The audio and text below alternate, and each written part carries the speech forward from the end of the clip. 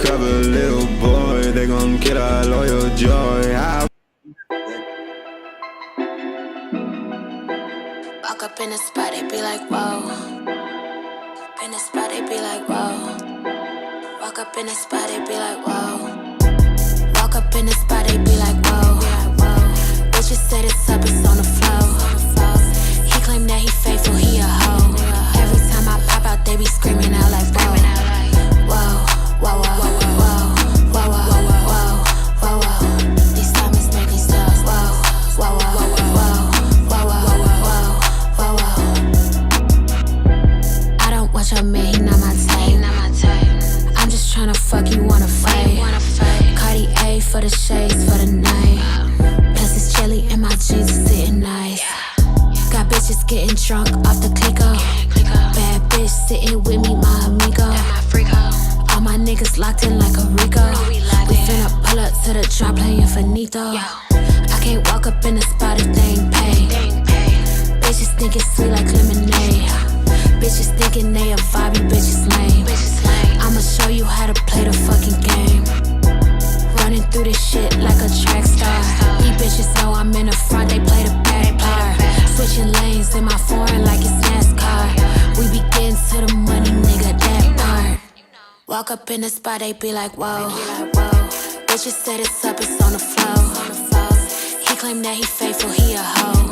Every time I pop out, they be screaming out like, whoa. Whoa, whoa, whoa, whoa, whoa, whoa, whoa, whoa, whoa. These diamonds make me so, whoa, whoa, whoa, whoa, whoa, whoa, whoa, whoa, whoa, whoa.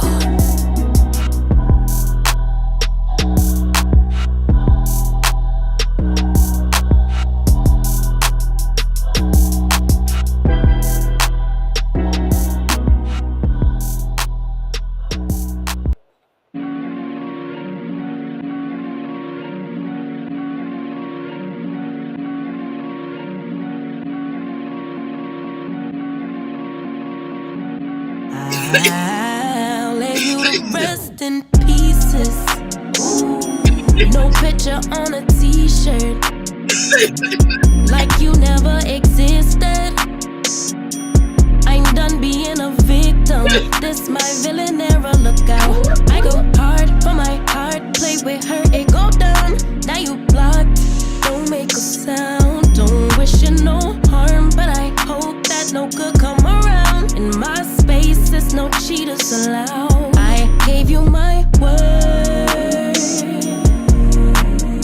Try it again, you're gonna lose your girlfriend. The nerve to think I wouldn't disappear from your life. Watch me.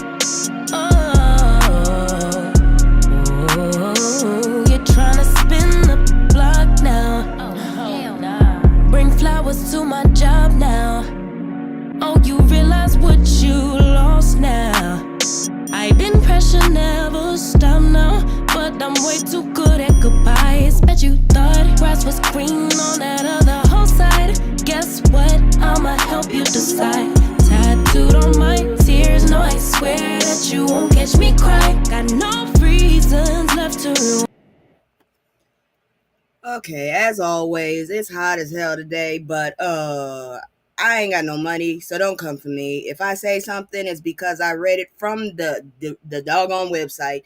So I'm not the first person to say, go after them. They the one with the money. I'm just recapping for those that ain't got time.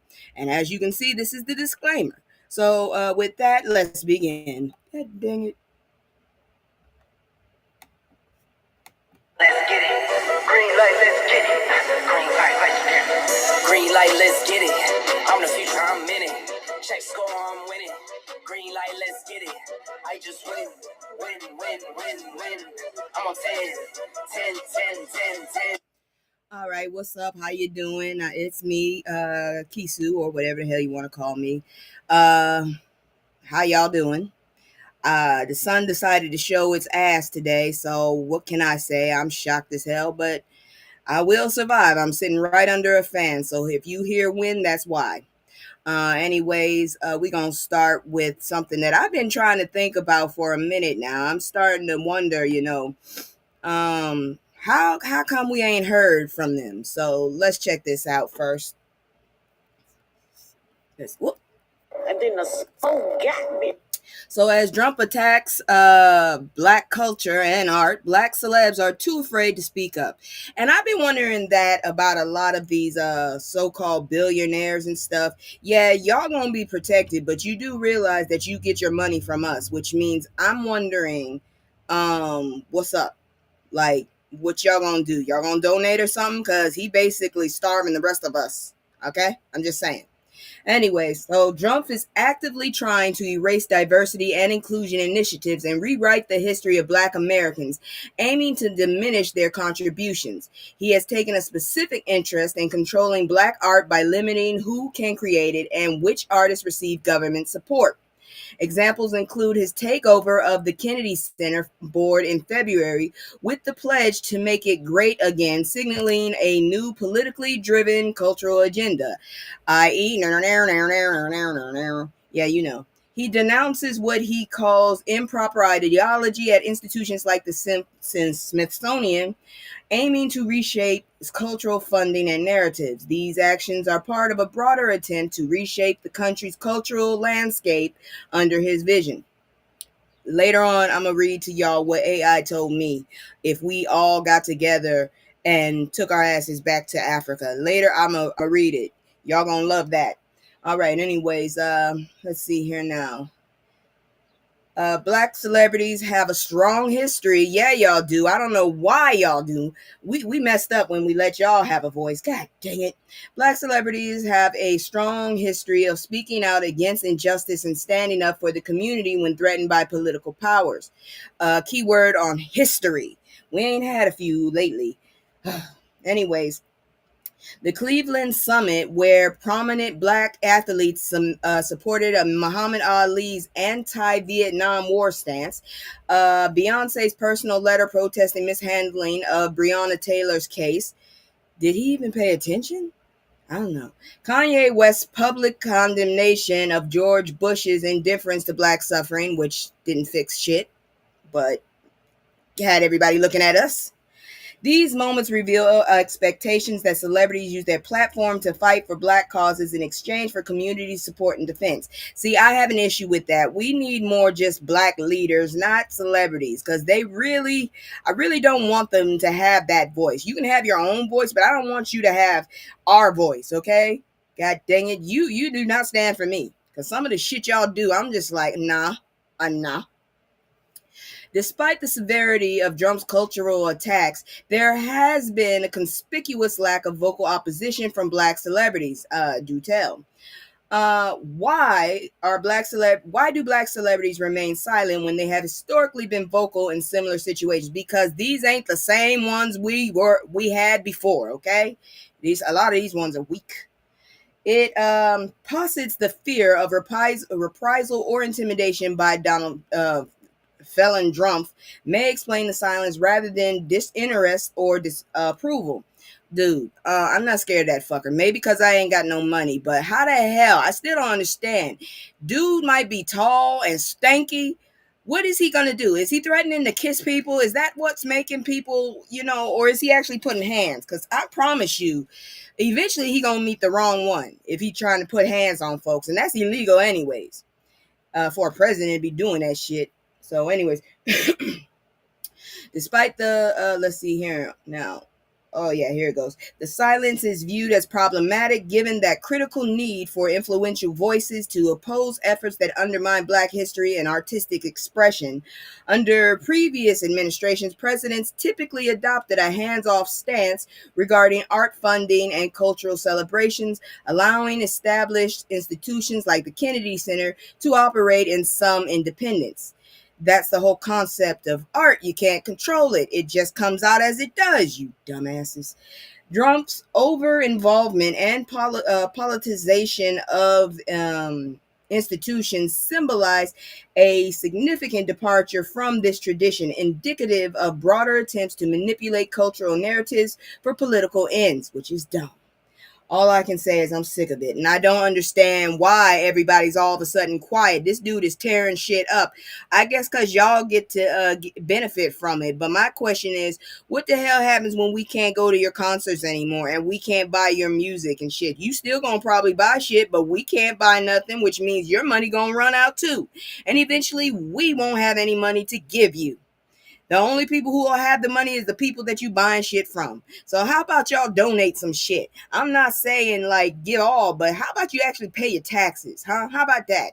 We ain't even asking you to donate. Just pay your goddamn taxes. Shit, we'd be right if y'all had paid your taxes in the first place. Do y'all know this shit is set up in a way so that basically it's goddamn slavery. It's new age slavery. We all are working for these top motherfuckers. And we hardly even benefited from this shit, especially now that these motherfuckers done came in again trying to take shit again. But you know what? That was for the celebrity stuff. We're gonna move on now into my commercial, and when we come back, you already know we're gonna be a bit irritated, a bit upset, and if not, I don't know what your issue is. You must not be listening. But anyways, let me go ahead and put my little commercial on. If you like what I'm doing, please comment, leave a note, like, share, because I'm trying to get my numbers up. My numbers are still low, extremely low. But I'm going to keep pushing until someone actually listens, so we'll be ready. Anyways, go ahead and check my commercial, goddamn. It's just me and the fam. It's just me and the fam. It's just me and the fam. It's just me and the fam. Yeah, yeah. It's just me and the fam.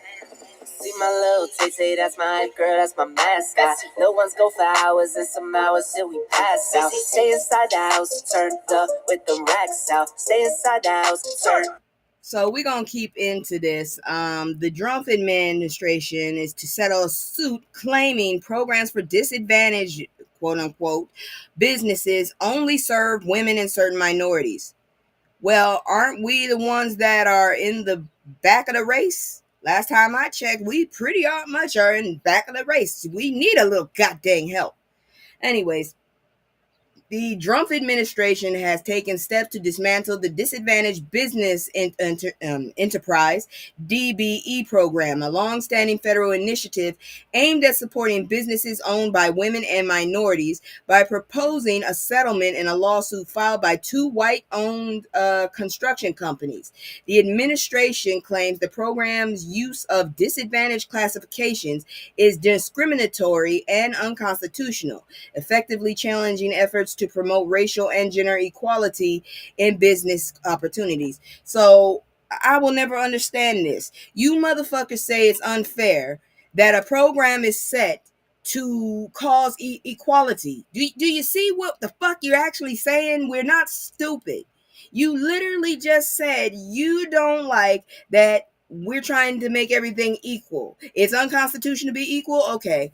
Fuck you and this constitution. And I need to go somewhere because y'all obviously did not pay attention to that constitution properly, even though it is set up still systemically. Anyways, the DBE program was authorized by Congress in 1983.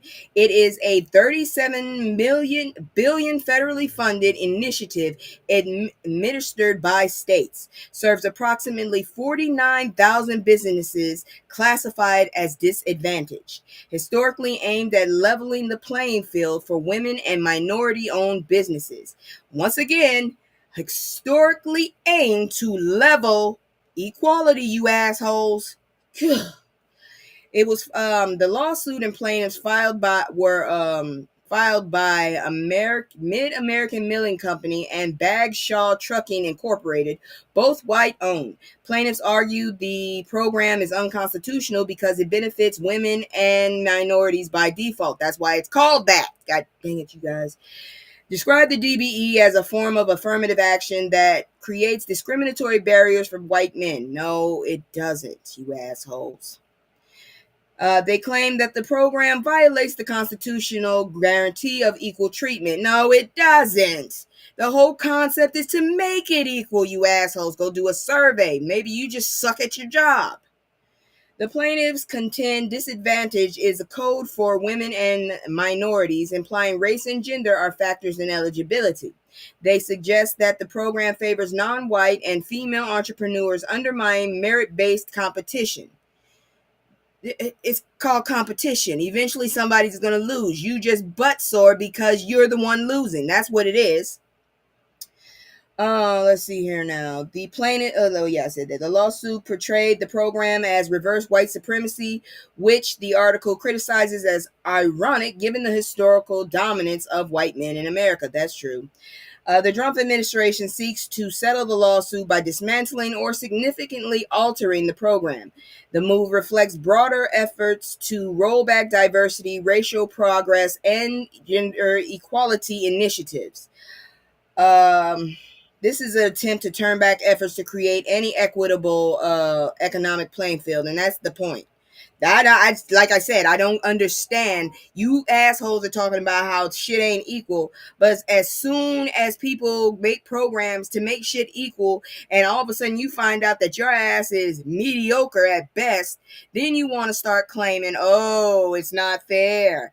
Fuck you. That's all I'm gonna say. Just fuck off. So anyways, we're going to move on to another story because I swear these people get on my nerves with this. It just don't make no sense. As soon as your asses ain't doing good for yourselves, you got to have a reason. It's not you. It has to be somebody else. God dang it, you assholes.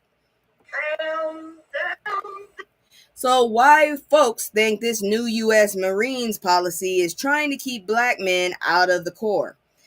Okay, so can we remember significantly any wars that we have won with just one race in there? Just tell me, please, because if not for a lot of minority platoons and companies, a lot of shit would have failed. I'm just saying. Y'all get on my nerves. So the U.S. Marine Corps has officially ended a decades-long grooming exemption that allowed black men with skin conditions like razor bumps to obtain shaving waivers, potentially impacting many service members of color. The policy change, combined with broader military grooming standards, is seen by critics as disproportionately affecting black soldiers and raising concern about racial discrimination within the military. Oh, you mean more? Like there wasn't any in the first place.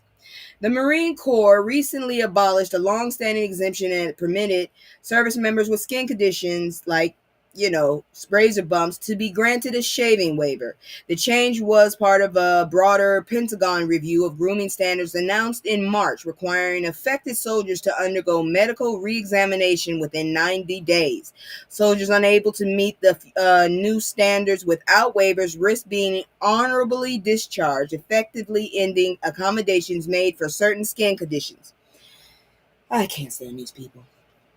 The shaving waiver policy has been in place since the 1970s, allowing exceptions for men with skin issues like PFB. I'm not saying that name. It's a huge name, and I don't feel like falling over myself. The recent policy overhaul signifies a shift towards stricter grooming standards that eliminates accommodations previously granted to servicemen with dermatological conditions. I bet you thought I was going to trip over that. PFB affects approximately 60% of black men, often caused by curly hair, shaving practices leading to discomfort and health issues. Dermatologists and experts argue the new policy disproportionately impacts black service members as they are more likely to be affected by PFB. I'm going to stop right there and say one thing for sure. Fine then. You don't want us to die for this country? That's good. You go ahead and die for this goddamn country, damn it. If you have such an issue and you just want to go run out there and go for it, god dang it. Go for it. Whew. Let's see here now. Critics believe the policy change is targeted and possibly racially motivated, with some describing it as a form of systemic discrimination. Military officials stated soldiers should seek treatment for PFB, and failure to improve may result in discharge. But you said it was honorable. Honorable discharge is not that bad, I promise you. Military officials stated soldiers should seek treatment. Yeah, I said that already. Critics, including veterans and dermatologists, warned that the policy may undermine diversity and inclusion efforts within the military. The policy change is viewed by some as a reflection of ongoing racial inequities, potentially affecting military recruitment and retention, especially among soldiers of color. The grooming standards review coincides with broader discussions on DEI policies within the Pentagon. I don't know what the hell's wrong with him. I really think that damn turd then hired all these rejects from society, and this is not the Breakfast Club. I just need you to understand. I think this dude is seriously out of his everlasting mind. That's what I think it is. Dude has lost it. He is gone. That's all I can say. He is fucking gone. And he just, I don't know. I think his hearing is gone. I don't think he can read. And from what it looks like, something wrong with y'all. Now, this shit right here is scary. This next story. Because that shit is really close to where I was at one point. Ooh. I lived like right next door to this place. So I don't want the bull. But let's look at it. Emotional content. White man throws rock at a father and his 10-year-old daughter as they fish. Guess what he tells them on video? So, a Massachusetts father and daughter experienced a racially motivated incident while fishing at Lake Shirley, where a white man threw rocks at their boat and used racial slurs, leading to police involvement and the identification of the perpetrator, who was charged with bias-related assault. At least he got arrested. This is ridiculous, man. Sharon Brown. I don't know. Sharon. I don't know how to say the bad. It looks like Sharon Brown and his 10-year-old daughter Azalea. Went fishing at Lake Shirley in Lunenburg. Now, I used to live in a city right next to that motherfucker. Whew. Brown is a known community member holding a season fishing pass, providing supplies to local children. They encountered 3 white men already docked in the area, but moved their boat further into the lake after waiting for them to leave. A white man from a nearby home began yelling at them, questioning their presence. The man escalated the situation by swearing and throwing a rock at their boat, narrowly missing them. That would have been assault, definitely physical assault, if nothing more. During the incident, the man used racial slurs, specifically the N-word. So he called them niggers. Great. Probably with the hard R. Doesn't matter anyways. Why would you do that? There's a child. Y'all motherfuckers have no morals. Brown responded by threatening to call the police. The police arrived and the suspect was identified as 66-year-old David McPartlin. McPartlin was summoned on charges including assault with a dangerous weapon, assault to intimidate, and anti-black bias. Brown expressed shock, noting it was the first time his daughter experienced such blatant racism. The incident highlights ongoing issues of racial hostility in community spaces and the dangers of racially motivated violence. I just don't get it. I don't understand why people can't let other people just be. You know what I'm saying? Unless your ass is cutting me off in traffic or just being an asshole in general, I really don't care what the hell you do with your life. You could be a superhero. That's great for you. I don't care unless it's helping me. Honestly, you live your life, I live my life, and we can keep on moving. I don't understand why people got to have such an issue about people's skin or what they look like or who the hell they dating. Is it touching you? Is it bothering you? Is it affecting your life? Does this cause you to lose money and sleep? If it causes you to sleep, you need to go get a hobby. Seriously. I mean, just let people be. Fuck.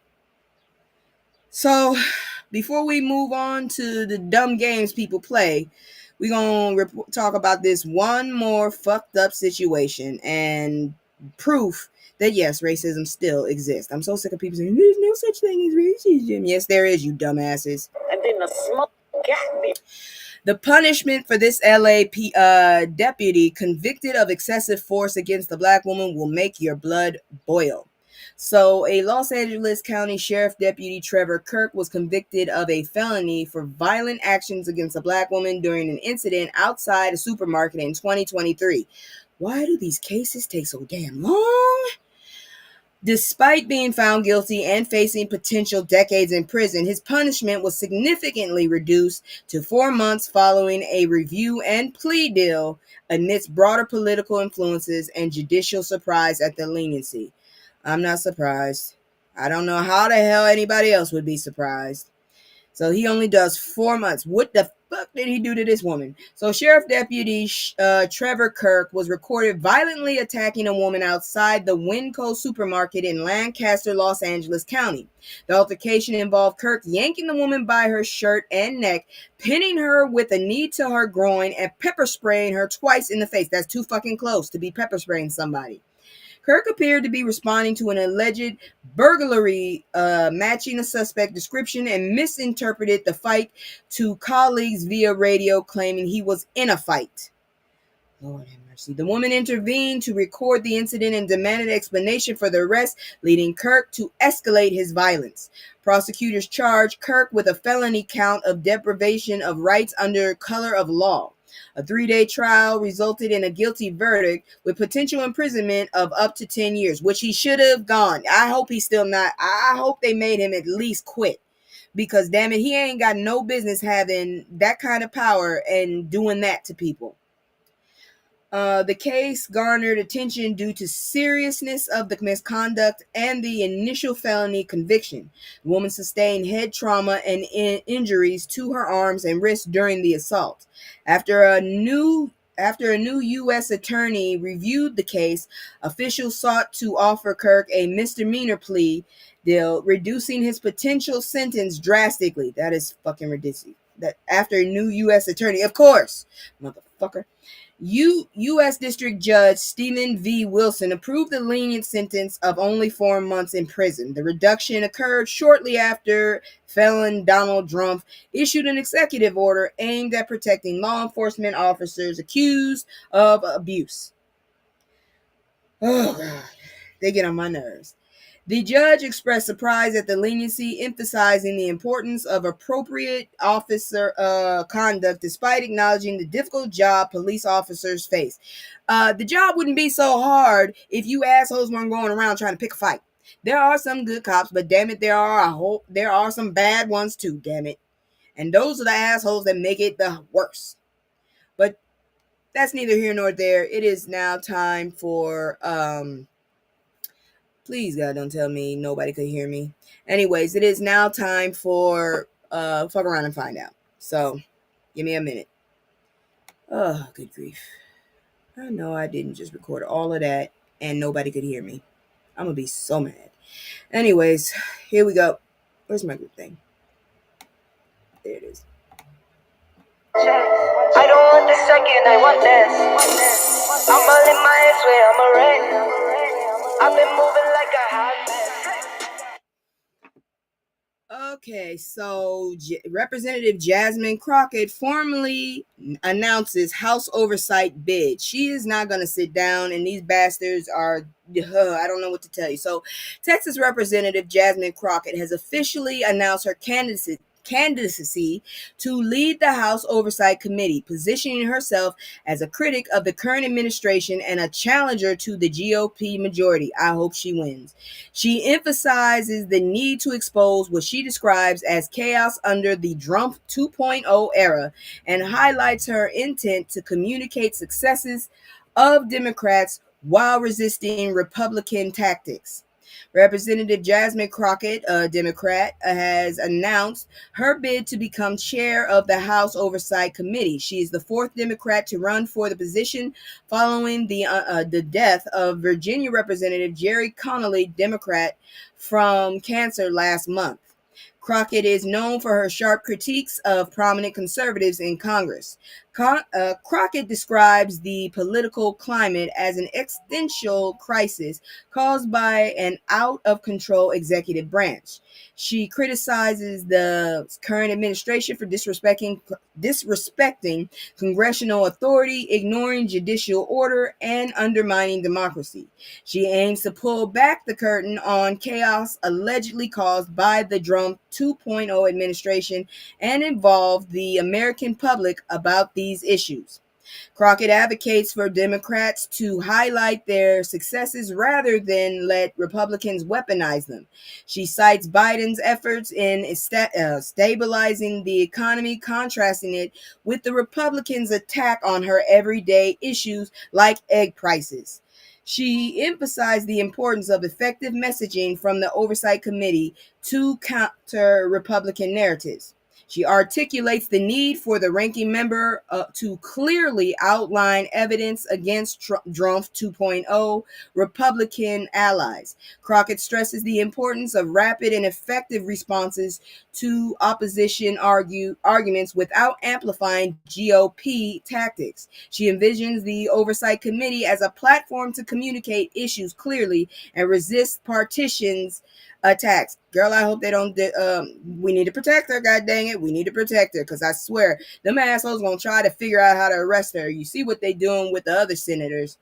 Crockett is competing against acting ranking member Representative Stephen Lynch, Democrat of California, Representative Robert Garcia, Democrat, and Maryland Representative I don't know, Mumphy. Yeah, a Maryland representative, okay, for leadership role of the House Oversight Committee. I hope she gets it, damn it, because I'm sick and tired of nobody doing anything. They just keep reporting what the damn bastard is doing, but they never say what they're doing about what he's doing. God dang it, I ain't got time for that. Anyways, moving on. So Marie Copney calls out police response to Flint City Council meeting. I don't know who she is, but I'm about to tell you. Well, I kind of do know who she is, but y'all about to find out too. So Marie Copney, also known as Little Miss Flint, criticized the police response during a chaotic Flint City Council meeting where protesters were removed amid ongoing frustrations over water system improvement and community issues. She denounced the police violence against peaceful protesters, questioned local government actions, and highlighted the community's ongoing struggle with water crisis, crime, and inadequate emergency responses. This is fucking ridiculous. They get on my damn nerves with this.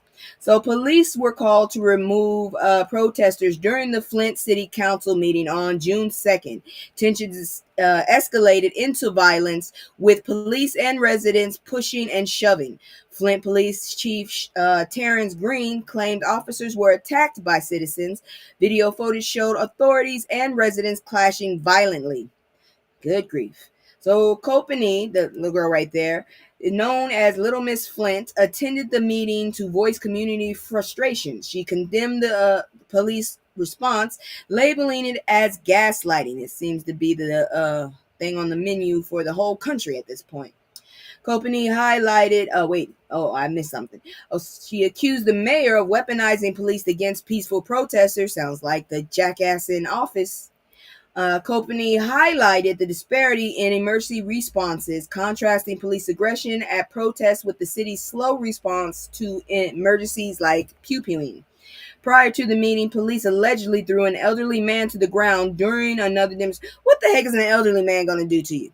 Unless he has a force multiplier, which I doubt he had, what is an old man going to do to you? Shake his cane at you? Good grief, just take the cane. The community remains deeply frustrated about delayed water system improvements and unresolved water crisis. Copney criticized local officials for behaving irresponsibly amid pressing issues like water safety and high crime rates. She questioned why emergency services are unresponsive to calls, yet police swiftly respond to political calls and demonstrations. Yeah, you wonder why. I think we all know. It's just ridiculous. Everybody's letting this shit happen, but nobody's really doing anything about it when this shit happens, other than these folks that are trying to protest. I don't know what to say at this point. There's a whole bunch of people with power that could do stuff, and for some reason they're scared of that orange turd. I don't get it. I just don't get it. So, following on, the white principal who expelled a black student after a racist incident is in big trouble. See what I mean? What did she do?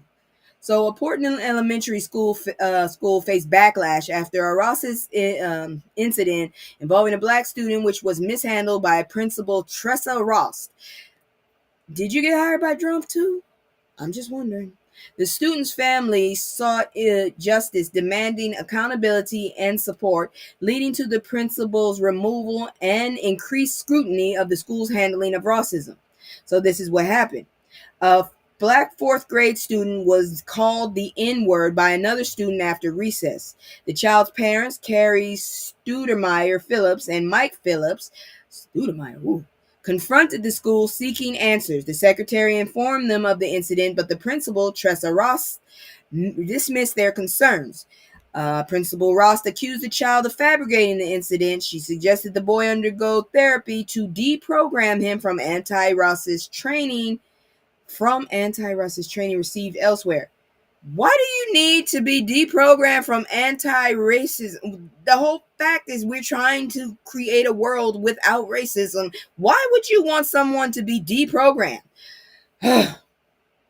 When parents challenged her, Ross reportedly called 911. Oh, you're a Karen. Okay. Citing the disturbance. She has a big ass nose. I'm just saying. Her nose looks like an arrow and her teeth look crooked. I'm just saying. And she got two different sized eyes. One looks black. Okay, going back. Anyways, she suggested the boy undergo. Yeah, I said that. When parents, police responded but left without arrest or further action. The school district closed the investigation days later. The child's expulsion was announced due to violation of parents' conduct code. What the fuck? The boy was barred from scheduled field trip, causing distress. The family retained legal counsel demanding a public apology, support services, and the resignation of Principal Ross. Principal Ross was placed on leave and declined to resign. Bitch. Ultimately, she was terminated by the school district. Okay.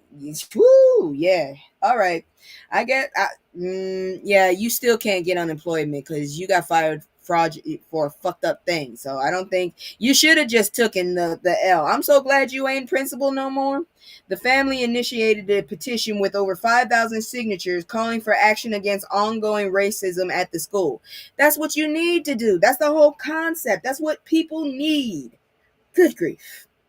But anyways, moving on, we got another story. I'm not sure. This is a little mix of play stupid games, win stupid prizes, and good news. Because, I mean, seriously, he wouldn't have been governor, probably mayor, had he not been pushed so strongly from the bullshit that y'all been pulling on us, okay? So Tulsa's first black mayor proposes $100 million reparation plan for race massacre. Please get it done, sir. Them people definitely need something. So Monroe Nicholas, Tulsa's first black mayor, proposed a $100 million reparation package to address the legacy of the 1921 Tulsa Race Massacre. The plan includes creating a private trust to provide scholarships and housing assistance for descendants, with significant funding allocated for the revitalization of the Greenwood District, aiming to restore its economic vitality. The proposal emphasizes acknowledgement of past injustice and efforts towards racial healing and economic revitalization. Monroe Nicholas is the first black mayor of Tulsa, Oklahoma. He proposed the $105 million reparations package aimed at repairing the damages caused by the 1921 Tulsa Race Massacre. The massacre, considered one of the worst racial attacks in the U.S. history, resulted in approximately 300 black deaths and the deconstruction of Greenwood District, known as Black Wall Street. The event was historically hidden from mainstream history books and was followed by systemic redlining, discriminatory policies that hindered economic progress for Black residents. The plan involves establishing a $105 million private trust with assets to fund initiatives over the next 3 years. Look, this shit happened in 1921, you assholes, over 100 goddamn years ago. I think the last survivor, or I'm not sure if anybody's left from it, but you definitely owe it, because y'all just, they weren't fucking with nobody. You just took that whole street and just destroyed it because you was jealous. So damn it, yeah, y'all owe them. Ugh. The trust aims to offer scholarships and housing assistance specifically to descendants of those affected by the massacre. The majority of the funds, $60 million, will be dedicated to improving buildings and revitalizing the Greenwood district to restore economic and cultural significance. The plan does not envision direct cash payments to descendants or the last two survivors, so there's two more still alive. Bless their hearts. But it focuses on community rebuilding and infrastructure. The goal is to secure $105 million in assets for the trust by June 1st, 2026. The proposal does not require city council approval for establishing the trust, but approval is needed for transferring city property. An executive director and a board will develop specific plans for funding allocations over the next year. More detailed development of fund utilization is expected to occur over the coming months. The announcement coincides with Nichols signing an executive order. Damn it, all these executive orders all over the place. At least this one is for good. Recognizing June 1st as Tulsa Race Massacre Observance Day. The timing is also significant given the broader national conversation and political climate, including challenges to DEI. I'm not saying all that stuff again. Nichols emphasized the importance of confronting this history despite the current political environment that may be hostile to such initiatives. The plan aims to promote racial healing, economic justice, and community revitalization by restoring a historically significant Black-owned district. Nichols highlighted the lasting impact of the massacre and the subsequent systemic discrimination that hindered Tulsa's economic development. The initiative reflects an ongoing movement towards reparations and acknowledgement of the historical racial injustices in the United States. Public reaction and detailed planning are still forthcoming as the trust and its programs are developed. I'm so glad that they're not just sitting there and not saying nothing. All right, let me see here now. All right, we're not done. This one is next. Let's see here now. Yeah, this is for all you assholes that went ahead and voted for this jackass. If you are a minority, y'all need to listen to this shit. For all you dumbasses just could not handle Kamala being president, this is for y'all. So DEI is the latest phase in a long American tradition of egalitarian efforts rooted in founding principles and 20th century civil rights movements. Landmark policies such as the Civil Rights Act, affirmative action, and immigration reforms aim to broaden participation in America's economic, educational, and civic spheres. Movements for racial justice, gender equity, disability rights, and immigrant inclusion have laid the groundwork for current DEI initiatives. These efforts historically sought to expand access and opportunity for groups previously excluded. You know, seriously, this country was freaking stolen from people. There are already people here in the beginning, and I just don't understand why these assholes are so, I don't know. Anyways, corporate performance companies with diverse teams tend to outperform less diverse ones in revenue, profitability, innovation, and worker satisfaction. Okay. Market opportunities. A majority of American consumers value diversity, influencing shopping behaviors. Ignoring this can lead to economic losses, as seen with Target's DEI backlash. Let's see here now. Educational access. Women particularly white women have significantly benefited from DEI policies, outpacing men in college completion. College enrollment of black students has doubled since the 1970s due to desegregation. Immigration, the 1965 Immigration Act helped diversify the population, bringing in highly educated immigrants that boost productivity, innovation, and overall economic health. Financial let's see here now. Corporations and the federal government heavily invest in let's see here. Heavily invest in DEI programs with billions spent on initiatives and policy enforcement. Pushback. Let's see here now. Several executive orders and state laws aim to restrict or ban DEI practices, citing concerns about lowering standards and mediocrity. No, problem is you're actually doing that now. That's what you're doing. You're lowering our standards now. Let's see here now. Courts scrutinize DEI programs under the law like Title VII, which trends indicating rising claims of reverse discrimination, especially from white men. That's because now we're seeing the mediocrity and you're upset. Okay, that's the issue. You're upset now. I don't know what to tell you. Many women and people of color still face underemployment and income disparities. DEI efforts often rely on unpaid labor and volunteer work from marginalized groups. The projected shift of non-Hispanic whites becoming a minority by 2042 fuels fears of displacement and identity crisis among white men. Dude, this country didn't belong to you in the first place. You stole it from the Native Americans, motherfucker. How the hell are you gonna fight over something that wasn't yours to begin with? Anyways, many white Americans, especially men, perceive DEI policies as disadvantages, fueling opposition. White women are women, and they get from DEI. What are you talking about? They're under the DEI umbrella. What the fuck? Anyways. DEI initiatives, disparities in wages, employment, and poverty remain stark for women and minorities, with notable gaps in pay and lifetime earnings. Systemic racism has cost the U.S. trillions of dollars. Addressing these disparities could significantly boost wages, business revenue, and job creation. So you assholes voted for all of this bullshit, and that's why we're losing. We are not winning, we are losing. Racism is expensive. I said it before. Just let people fucking live and mind your own damn business, and we'll be all good. Mind your business. That is the what you call it for world peace. That is it. Mind your business. That's the phrase. That's the key to world peace. Mind your business.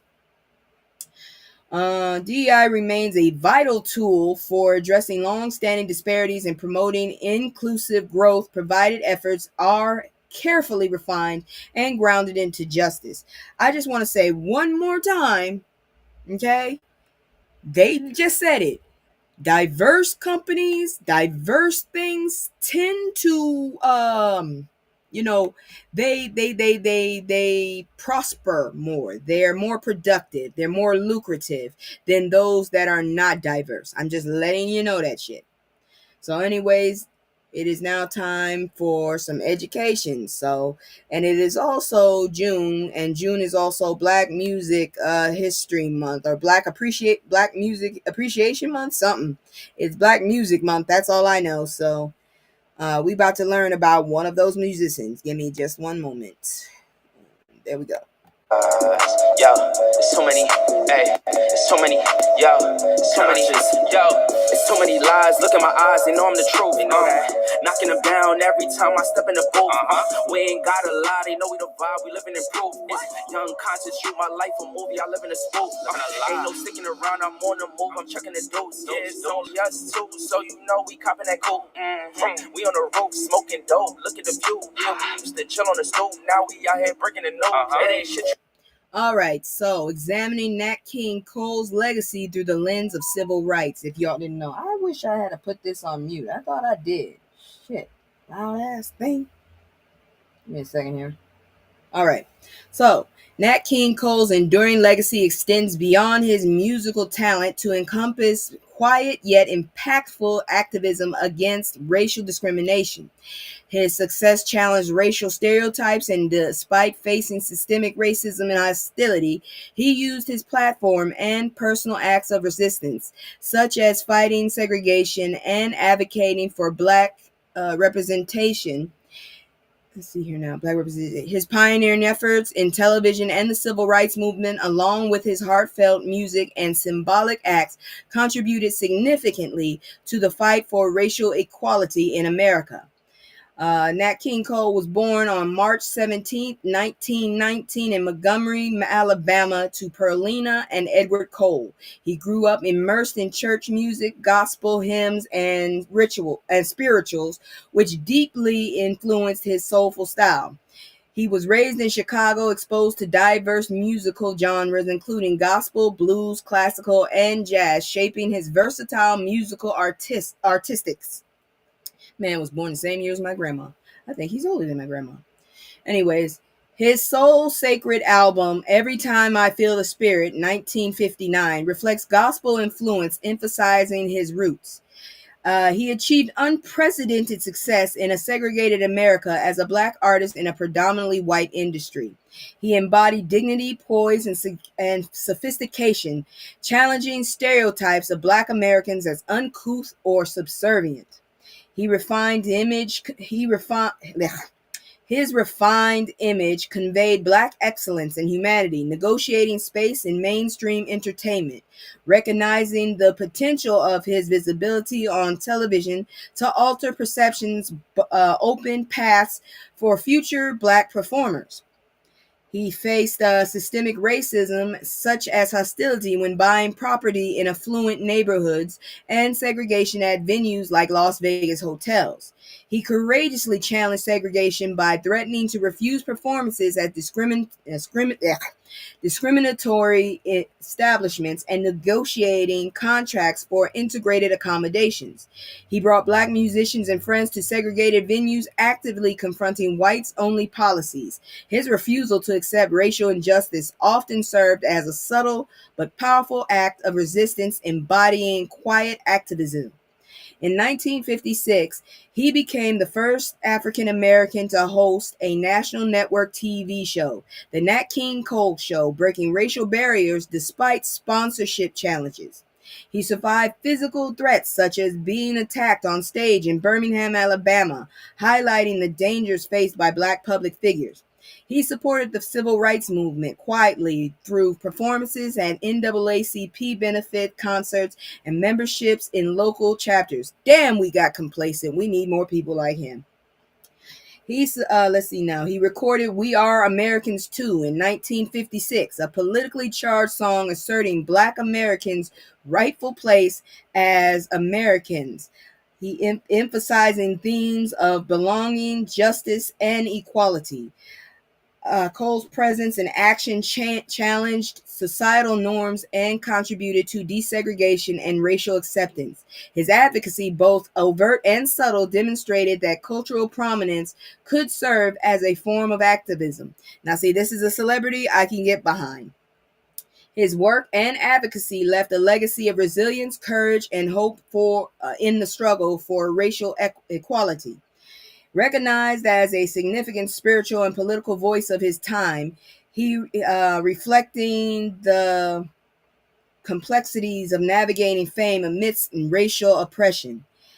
6 decades after his death in 1965, Cole's music remains influential worldwide. His life exemplifies how artistry can serve as a mirror and catalyst for social change, embodying both personal dignity and collective resistance. The song We Are Americans Too endures as a powerful reminder of ongoing racial struggles and the fight for full inclusion and recognition. Cole's example highlights the importance of both artistic excellence and activism in shaping social progress.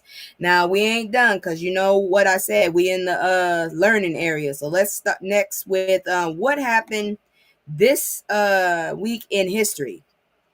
So this week in history, who y'all think this is right here? She look angry. On June 4th, today, 1972, college professor and activist Angela Davis is acquitted of charges that she assisted and conspired with the young men involved in a deadly 1970 shootout at Marin County Courthouse in California. The assault on the courthouse was an attempt to free imprisoned black activist George Jackson.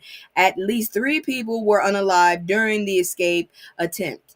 Davis, a Birmingham, Alabama native who became a member of the Communist Party, spent 16 months in prison, but on this day in 1972, she was found not guilty of all charges by an all-white San Jose, California jury. Real talk, I'm starting to wonder if communism ain't all that bad, because seriously, they got money to take care of their people, not their rich folks, their people, because of the bull that this turd is starting to do. So, still on this day in 1973, Arna Bontemps dies at the age 72 in Nashville, Tennessee. Born in Louisiana, Bontemps became one of the key figures in the black artistic and cultural movement known as the Harlem Renaissance of the 1920s and the 1930s. Bontemps was a prolific writer and poet. See here, got a naval captain here. And still on the same day in 1922, Samuel L. Gravely was born. Gravely became the first African-American admiral in the United States Navy and the first African-American to command a U.S. warship. The Richmond, Virginia native died in 2004 at the age of 82. Ooh, he lived a long life.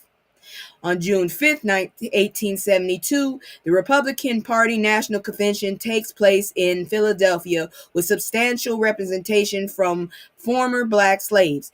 At least 3 black people addressed the national political gathering at this point in history. The Republicans were the nation's most progressive party and attracted the allegiance of African Americans. Black people would remain loyal to the Republicans until the 1930s. But by 1945, with the Republicans becoming increasingly conservative and attracted to the New Deal program of Franklin D. Roosevelt, the vast majority of black people had switched to Democrats. I hate when they say blacks and whites. God dang it, black people, white people. So also 1894, the 5th of June, black inventor G.W. Murray patents a fertilizer distributor, cotton chopper, and a seed planter, all on this day in 1894. That man was busy. This dude right here. In 1945, track star John Carlos is born in Harlem, New York. Carlos and fellow sprinter Tommy Smith created an international sensation when they protested American racism by giving the Black Power clenched fist salute when accepting their medals at the 1968 Olympics. Oh, I remember him. I didn't see him, but I remember that picture. The Reverend Dr. Martin Luther King Jr. is welcomed with a kiss by his wife Coretta leaving court in Montgomery, Alabama, March 22, 1956. Dr. King was found guilty of conspiracy to boycott city buses in a campaign to desegregate the bus system, but a judge suspended his $500 fine pending appeal. In 1956, although the actual decision may have been reached the previous day, a federal district court hands down a ruling declaring the Alabama law requiring racial segregation in public transportation were unconstitutional. The decision, which was later confirmed by the United States Supreme Court, was the first major victory of the civil rights movement. It grew out of the historic Montgomery bus boycott, sparked when Rosa Parks defied the law and custom by refusing to give up her seat on a public bus to a white man, although actually organized by Reverend E.D. Nixon. The boycott would result in Martin Luther King Jr. becoming the nation's most prominent civil rights leader. And we also know that Rosa Parks was not the first one to do that. It was a 15-year-old pregnant girl in Mississippi. But because she was so young, they decided to do it again with Rosa. Also because possibly color, but I don't want to go into that. June 6, 1790. Oh, yeah, I remember this guy. My mom used to teach me. Jean-Baptiste Pont de Sable, established a settlement which would eventually grow into the city of Chicago. The settlement would make the French-speaking Santo Domingo-born Dusabel a wealthy man. God dang it, black man made Chicago. Hot damn. Good to know. In 1966, although there is some debate as to who first coined and used the phrase, this is generally recognized as the day in 1966 that the Student Nonviolent Coordinating Committee president, Stokely Carmichael, began to popularize the term Black Power as a demand for greater African American control over their political and economical destiny in America. In a minute, I'm going to read something that I got from AI, and I swear to God, I just asked the question and it told me this shit, and I want y'all to hear it too. Oh, when I was in school, all we did was see this woman here. In 1987, Dr. Mae Jemison is selected by NASA as the first black woman to begin training as a space shuttle astronaut. Jemison actually became the first African American woman to travel in space on September 12, 1992, aboard the Space Shuttle Endeavour. Why did it take so fucking long? I'm very sure there were others as well that could have gone years before. But I'm glad at least she got there, and there were more behind her. Better be. June 7th, 1958, singer, musician, and composer Prince was born on this day in Minneapolis, Minnesota. His full name was Prince Rogers Nelson. Prince Rogers. He was a musical innovator and known for his eclectic work, flamboyant stage presence, extravagant dress and makeup, and wide vocal range, because that man has a deep-ass voice.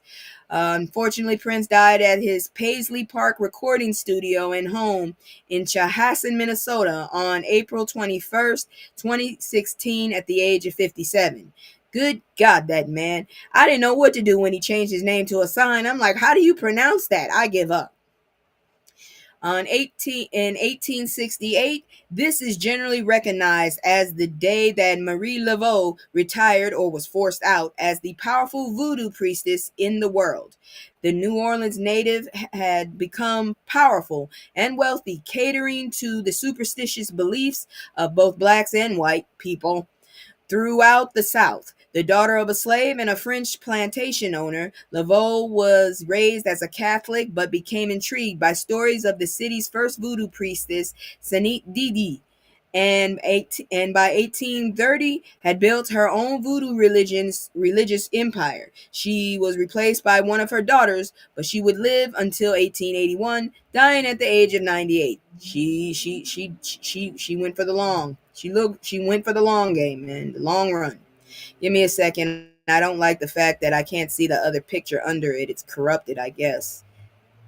Because I want to show you all the pictures. But in 1917, one of the greatest poets of the 20th century, Gwendolyn Brooks, is born in Topeka, Kansas.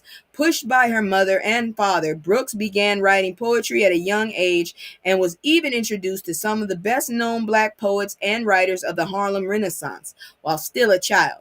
She won the coveted Pulitzer Prize for poetry in 1950 for a collection entitled Annie Allen. She died on December 3rd, 2000. Good grief, she lived a long time too.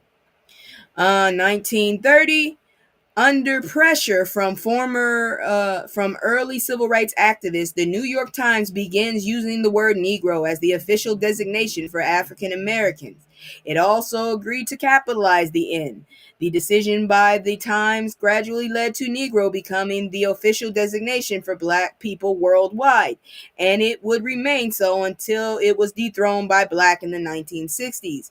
Positively, the right advocates were attempting to build greater respect for African Americans, but negatively.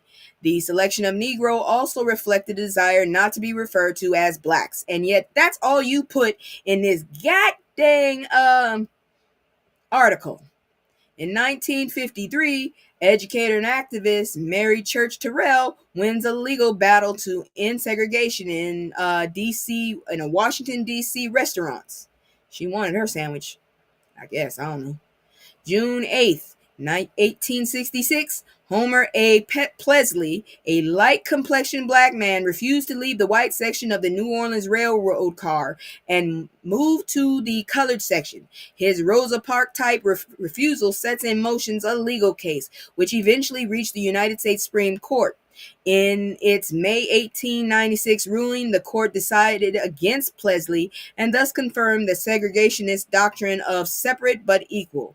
The ruling also had the effect of treating anyone with any black blood as black. The court never actually ruled on Plessy's claims that he was 7/8 white and only 1/8 black. So basically, he was an asshole. And thus should not be treated as colored under the laws of that day. So he couldn't stand himself. Okay, we really don't care about you then, jackass. You just brought that up because you wanted the same privileges that everybody else deserves as well.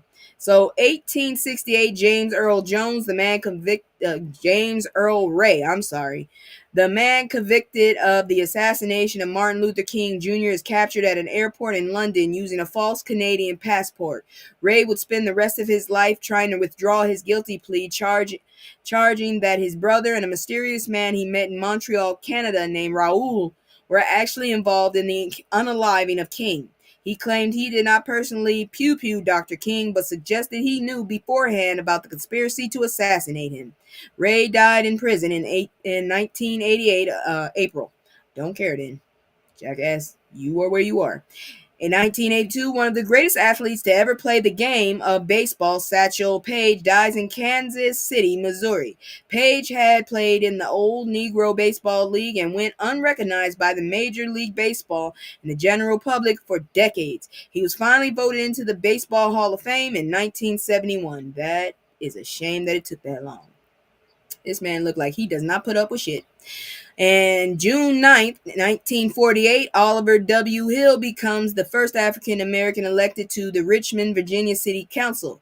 He is best known for his work as a civil rights attorney, helping bring down the segregationist doctrine of separate but equal. It was never equal. He was born in 1907. Good grief. And this gentleman here, in 1989, one of the founding fathers of the Congressional Black Caucus, Michigan Representative John Conyers, I hope I'm saying that right, issues the first call for a congressional investigation into paying African Americans reparations for the enslavement of their ancestors. And we still ain't got it. God dang it, we still ain't got it. I don't think we ever will. So moving on, in 1760, several sources list this as the birthday of Richard Allen, founder of the African Methodist Episcopal Church. Other sources give his birth date as February 14th in 1760. Regardless, the AME Church was the first African American organized and incorporated church in America. Allen Absalom Jones and a group of free black people in Philadelphia founded the church in 1794. Allen and his group were initially members of the city's predominantly white St. George Methodist Episcopal Church, but when several blacks were ejected from the church for attempting to pray alongside whites, Allen led a walkout, which resulted in the forming of the AME Church. See what happens when you don't want to share, we make our own shit. Damn it. Oh, I know her. My mama always tell me about her too. In 1898, Hattie McDaniel, the first African American to win an Oscar, is born on this day in Wichita, Kansas. She won her Academy Award in 1940 for the Best Supporting Actress for the role of Mammy. Ugh, I hated that. In the classic film Gone with the Wind. Once criticized for playing stereotypical and sometimes demeaning black roles, she responded, "I'd rather play a maid than be one." McDaniel died in 1952. That is shade right there. She shaded them. She ain't one. She'd rather play one and get paid and not like one, or more than one. I can't find the picture, but 1941, the Black Moses Marcus Garvey dies in London, England. Starting around 1916, Garvey built his United Negro Improvement Association. Unia. Okay. Into the largest mass organization of black people in the history with slogans Up You Mighty Race. The UNIA owned businesses ranging from bakeries to shipping companies. Garvey preached black pride and self-reliance while steering away from the more integrationist thrust of most prominent black leaders of his day. He was eventually jailed on what are now viewed as trumped up mail fraud charges. Presidential intervention got Garvey freed, but in exchange for his early release from prison, the Jamaican native had to agree to leave the United States and not return. Shit, we need more of him. Separated from his U.S. base, Garvey was never able to rebuild the UNIA. Could you imagine if he had stayed in this goddamn country? You know how lucky we would be. Whew. But anyways, moving on, because I got a few more stories. That's not the end, unfortunately. I wish it was, but we got to move on. So now we're going to talk about good news, I believe. Yep, good news. So check this out.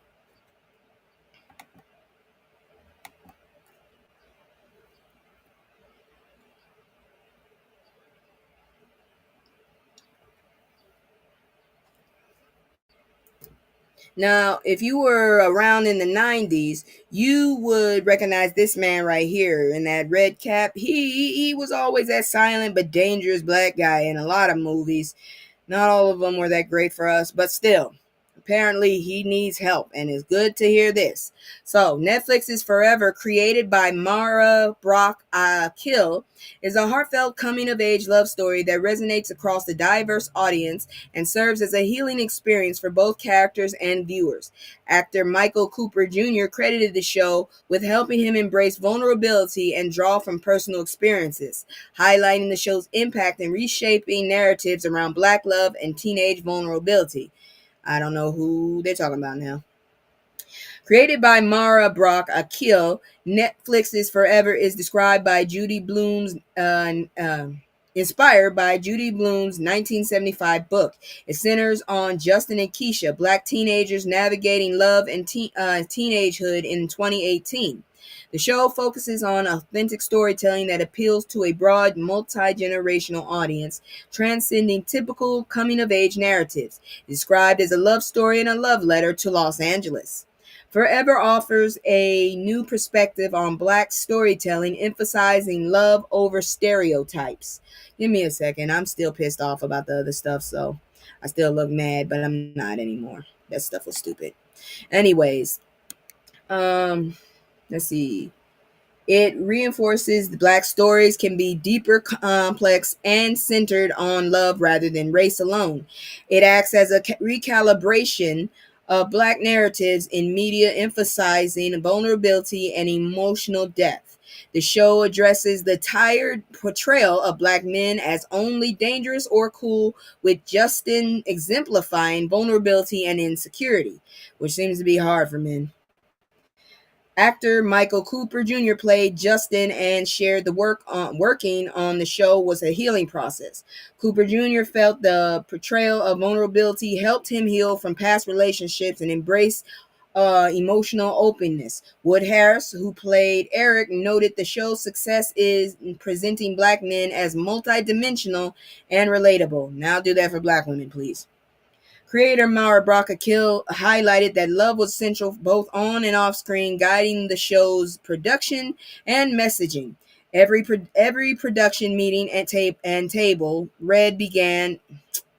Every production meeting and table read began with a focus on love. The cast and crew were encouraged to remember and infuse their own first loves to their work. So for actors like Michael, Cooper Jr. Forever was a tool for personal healing and vulnerability. The show's authentic approach provided viewers and actors an opportunity for emotional release and connection, highlighting love and vulnerability helps reinterpret Black narratives, promoting healing and authenticity in storytelling. And I'm glad for that. But we're not done. We're going to keep moving. Still need some good news. Yeah, I know it's kind of still celebrity, but it's still good news. So I'm going to keep it in there. Now that's a handsome man right there, Allen Iverson. Allen Iverson's tearful tribute to Shaq reminds us black men deserve safe spaces to feel. So Allen Iverson's emotional tribute to Shaquille O'Neal during a Netflix docu-series highlights the importance of vulnerability and authentic friendship among black men, especially during Men's Mental Health Month. It's a very busy month, ain't it? Hey, Joker, where you been? Let's see. Iverson's openness reveals that deep bond, mentorship, and love he shares with Shaq emphasizes the need for safe spaces where black men can express their feelings genuinely. Iverson, known for his fierce competitive spirit, only cried while discussing his long-standing friendship with Shaquille O'Neal.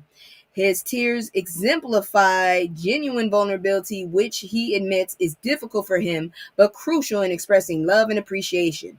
Iverson describes Shaq as a big brother, mentor, and a person with embodies what it means to be a man. I still ain't eating his pizzas. That's all I gotta say.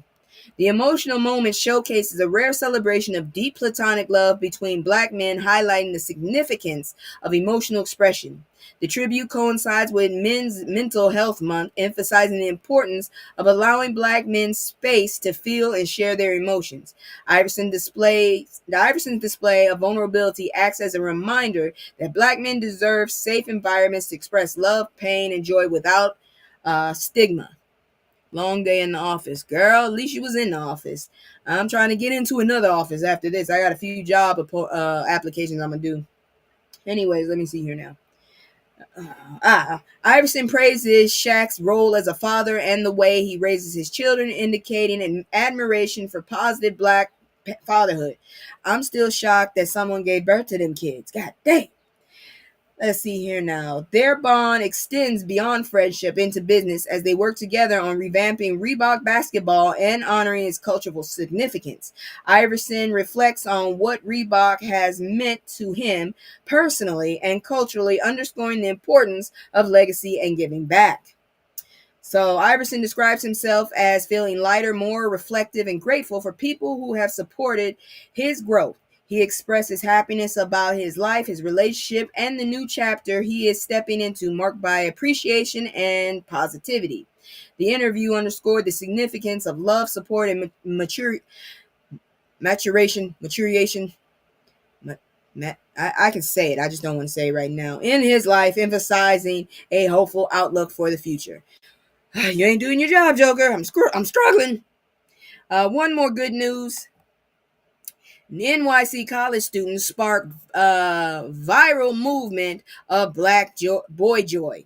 So a group of 10 college students from Hunter College in New York City, known as OSB, One Strong Brotherhood. Why can't they do that to me all the time and give me the damn acronym before all of the words? Damn it. Excuse me. It went viral for showcasing. You said it right. Oh, thank you. Where was it? Went viral for showcasing Black Boy Joy by trying various activities around the city, starting with a TikTok video of them enjoying matcha green tea. I just bought me some. Despite initial negative reactions, they continue to share joyful, positive experiences to challenge stereotypes about young Black men and promote authenticity, inspiring others to embrace happiness, try new things, and break societal molds. The group OSB comprises of 10 students. They aim to break the negative stereotypes about Black men and promote Black boy joy through their activities and social media presence. I just hope someone doesn't hijack it. They always hijack shit when things are good. The group's viral moment began with a TikTok video showing Kadeem Diam and others trying matcha tea at Dunkin' Donuts, capturing their genuine smiles and laughter. The 19-second video attracted criticism, with comments suggesting men shouldn't be this happy or openly joyful, reflecting societal stereotypes. If they want to be happy and laugh about a tea they had, damn it, let them be happy and laugh about a tea they had. We don't understand it, but shit. Some people are not funny and they think they're hilarious and they still tell the jokes, and I'm still questioning that shit. And they don't stop telling stupid jokes either. Kadim Diam, I'm just gonna say his first name. Kadim responded to negative comments by pledging to continue trying different activities to showcase positivity. The group persisted in posting videos engaging in diverse activities such as puppy yoga. Yeah, I'm not with you on that. Puppies do not need to do yoga. They're already flimsy as hell. Dance classes and Pilates. Pilates hurt. You're on your own with that too. The purpose of their content is to dismantle negative stereotypes about young black men and to showcase them as normal, joyful individuals. Yes, because everybody else just sees them as angry ass bastards. Let's see here now. Their posts have garnered widespread viral attention, helping people see the genuine happiness and authenticity in their experiences. Hey, Joker, if you see the playback, please let me know. Did I go mute for like 3 stories? Because I'm still pissed off. I think my mic was off and nobody was here to tell me. So I didn't know. So let me know if that's the case. Anyways, let's see here now. The group's visibility has inspired others to embrace joy, try new experiences, and challenge societal expectations. Hell, I've been overseas to 3 different Asian countries. I done sat up there and moved to Seattle at one point, lived in Louisiana, Chicago, Indiana, and I spent about a week in Florida. It was not fun. Either way it goes, I think I've been around enough damn people. Shit. Oh, thank you so much, Joker. All right, let's see. What's that next story? Oh, now it's time for me to tell y'all what I've been hinting at it, and I'm telling you, I went on AI. I watched this video where somebody from Africa was saying we need to come back home. And I wondered, what if we all the black folks, got our asses up and went home and left? What would happen to the U.S. without us? So listen to this closely. This is what AI that we did not program said. It said, if there was a mass exodus of black people from the United States, it would be one of the most significant and disruptive events in modern American history, socially, culturally, economically, and politically. Let's break it down and honestly and clearly. What would happen to the U.S.? Okay, listen though. What would happen to the U.S.? Black Americans are foundational to American culture. A major exodus would mean music, fashion, slang, and creativity gutted. No more hip hop, jazz, R&B, gospel, Black Twitter, or the cultural engine that powers the U.S. brand globally. Sport leagues, can't tell you how ready for that I am. Sport leagues like the NFL, NBA, and Olympics would suffer huge talent losses. I did talk about Marcus Garvey earlier. I'm just saying. Film, television, and media would be stripped of both black talent and storytelling. In other words, the cultural heartbeat of America would flatline in many ways. Number 2, economic shock. Black Americans have a spending power of 1.8 trillion annually.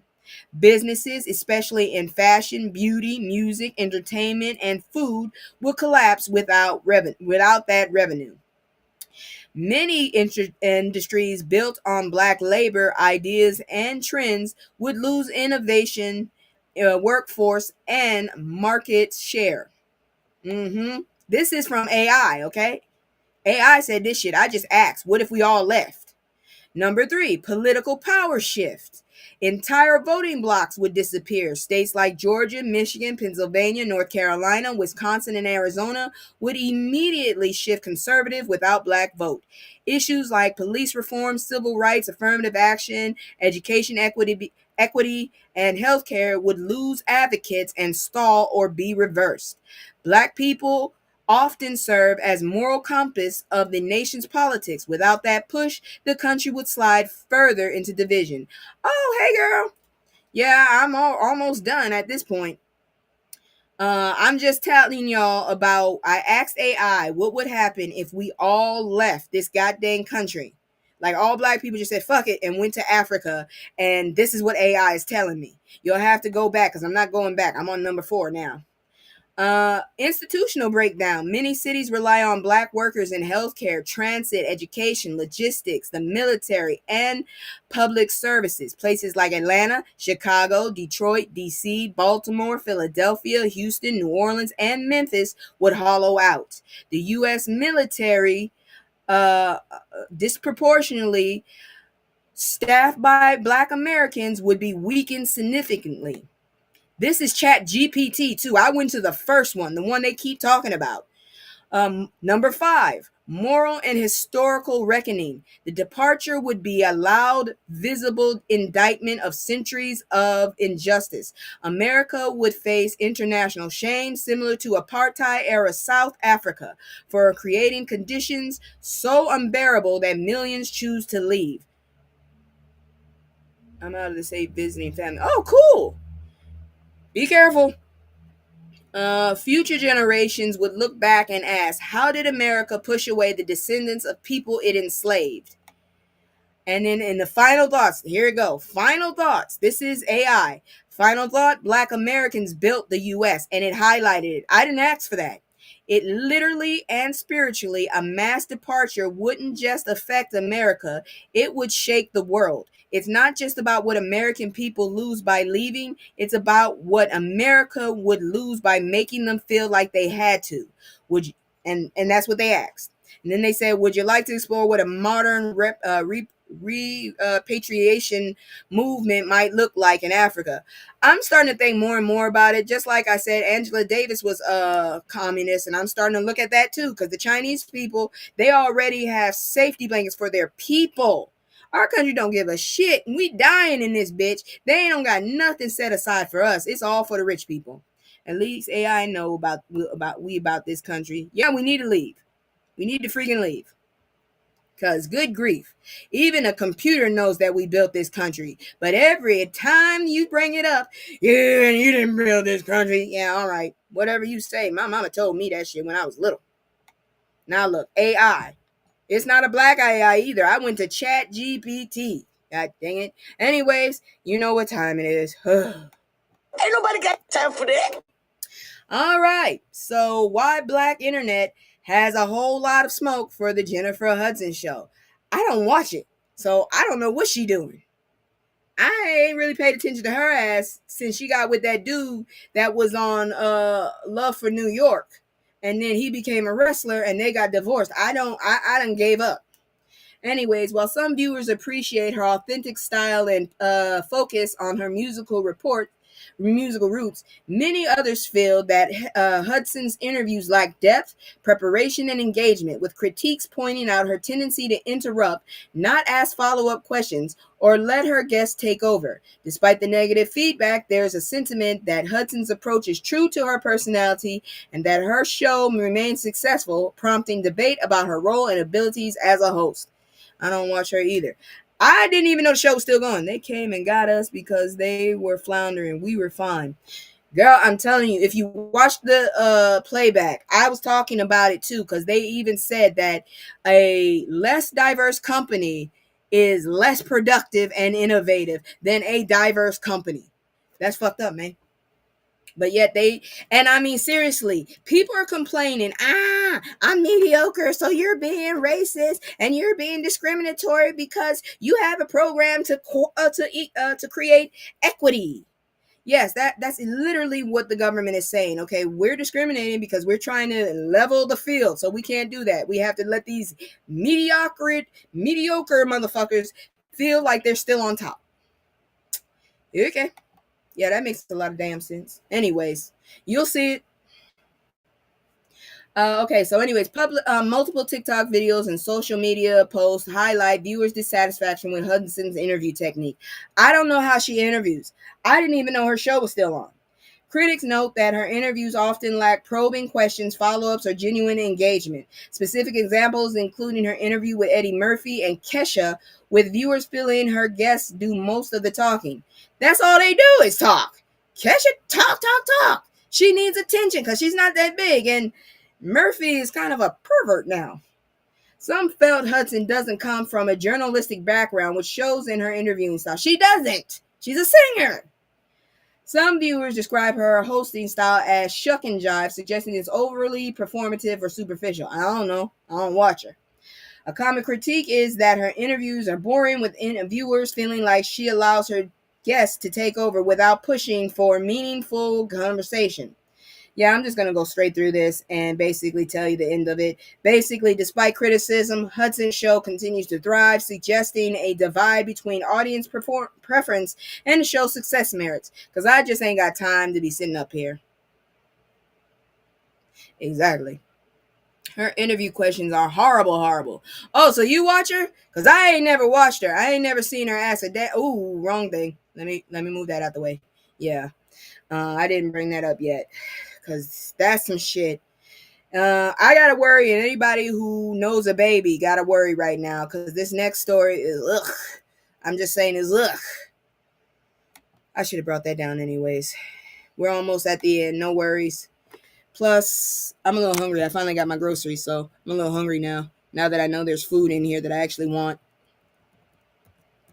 Because there's just so many things you can do with green beans. There's just so many things you can do with green beans. And then after that, you don't want no more damn green beans or spinach or tofu. Anyway, so I've seen her her a time or two. It's worse than you could imagine. Then I'm definitely not watching it. Shit, I just figured she should have stayed in acting, but that's just me. Still trying to figure out why them two her in common. I thought they was gonna finally settle down, but here we go.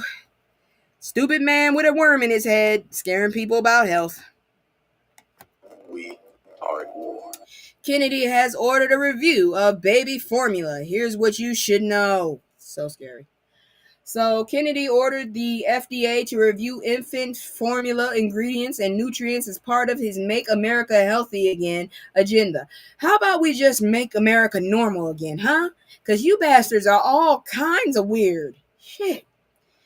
Anyways, the review called Operation Stork Speed is the first detailed examination since 1998.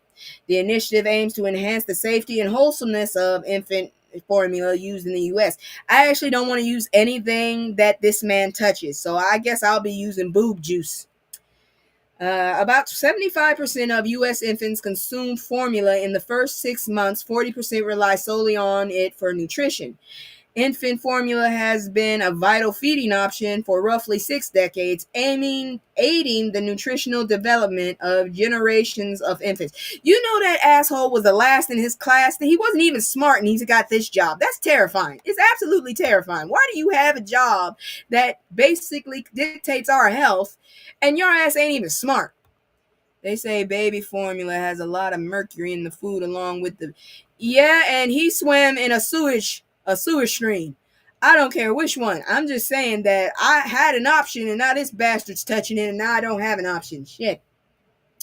Let's see here now. So, infant formula is manufactured product primarily made from cow's milk or soy designed to mimic human breast milk for children up to 12 months. Yeah, I'm breastfeeding. Fuck it. I'm just scared about the teeth. It can be the sole source of nutrition or used to supplement breastfeeding. Regulations require formulas to contain 30 specific nutrients with defined minimum maximum levels for certain ingredients. I was on formula. I did not get breastfed. And if you want to know, you're going to have to ask me personally. But I was never on, milk, on breast milk. I don't know why. I'm a Similac child. I remember that song. I really miss that song. Who did that song? It wasn't Mos Def? I don't know. It was in the 90s. Similac child. Anyways, let's move on. Current guidelines recommend exclusive breastfeeding for 6 months with continued breastfeeding up to a year or more supplemented by solid foods. Or if you're Coco, 4 years old, which is creepy as hell. Petition to get rid of. All right. Please get rid of that asshole. He has literally said, don't take advice from me. He has a worm in his head and he took a damn dip with his grandkids in a sewer stream. He's gross. I bet he stink. He looks like he stink. He looked like he's sweaty and stinky. Anyways, Kennedy announced the review in March, emphasizing food safety as a part of broader health initiatives. The FDA will conduct extensive testing for heavy metals, contaminants.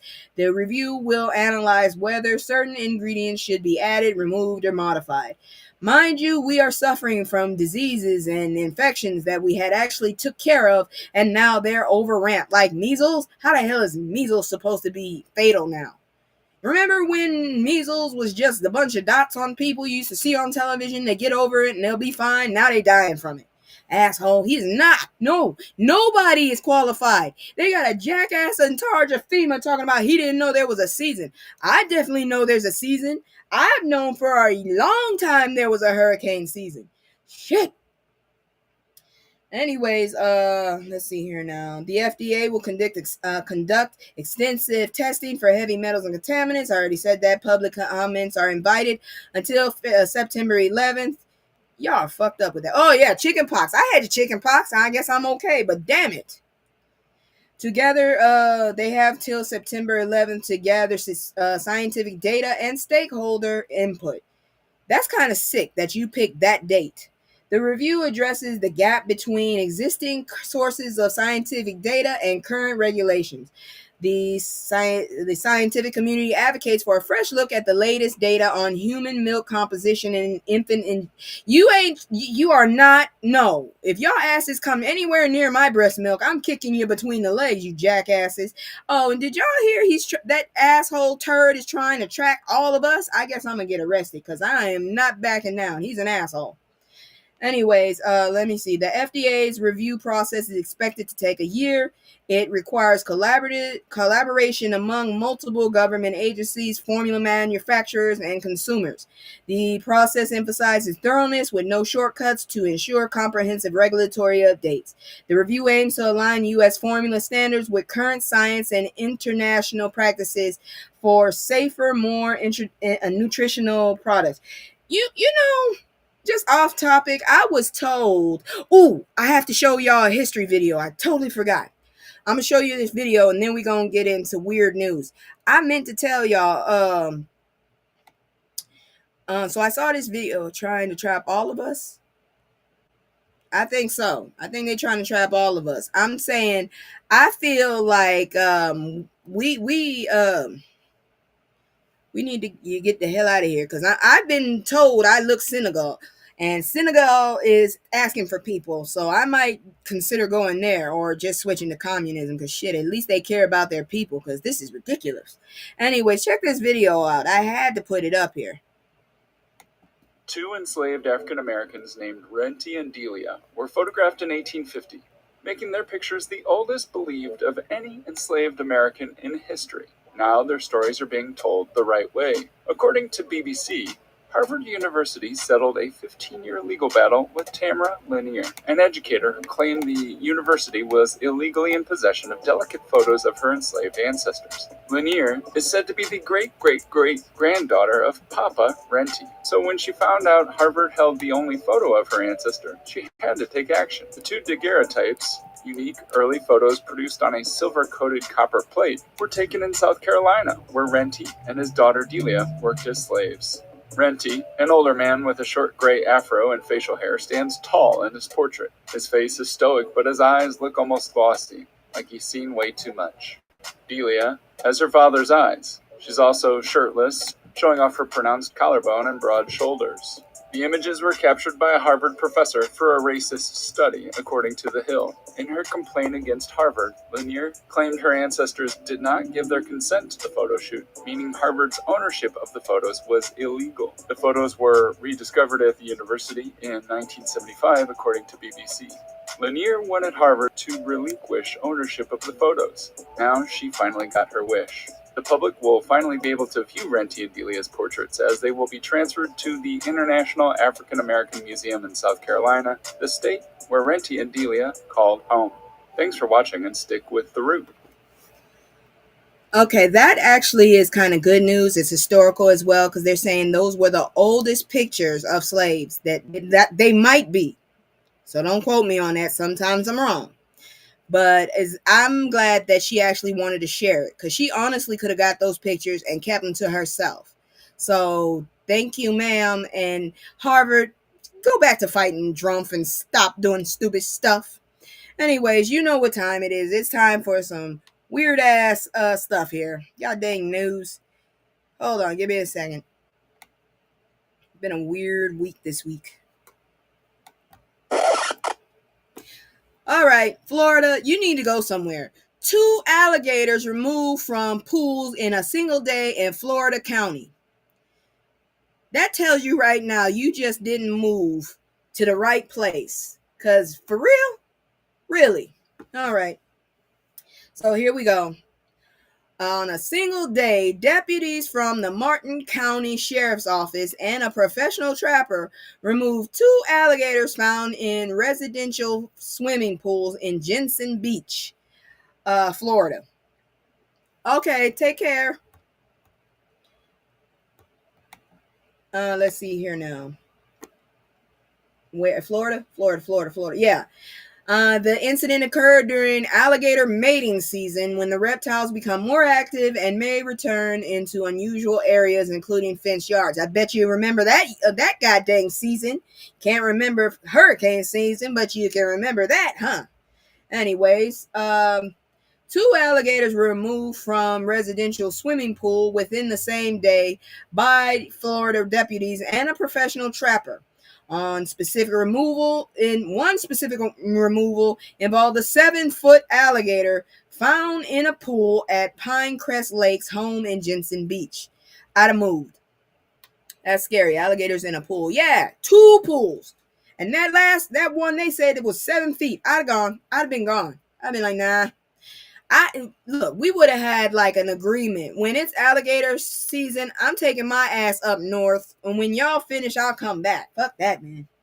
Anyways, the alligator showed little concern about the people observing it during its capture, described as completely unfazed by its unexpected audience, because it knows it has bigger teeth and it probably could take down anybody that wanted to. God dang it.